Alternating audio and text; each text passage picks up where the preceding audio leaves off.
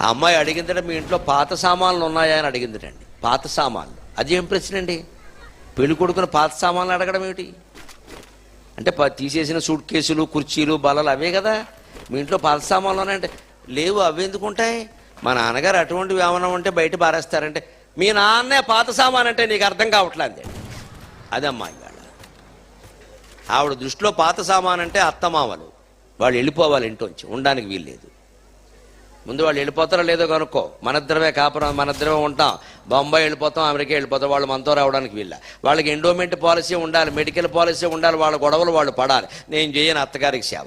అత్తగారికి సేవ చేయరు, మామగారికి సేవ చేయరు, భర్తకి భార్య, భార్యకి భర్త కూడా సేవ చేయరు. రేపు పొద్దున వీళ్ళు పిల్లల్ని కూడా తీసుకెళ్ళి డే కేర్ సెంటర్లో బారేస్తారు. పాలిచ్చే పని కూడా లేకుండా. దేనికోసం అంటే బతుకులన్నీ?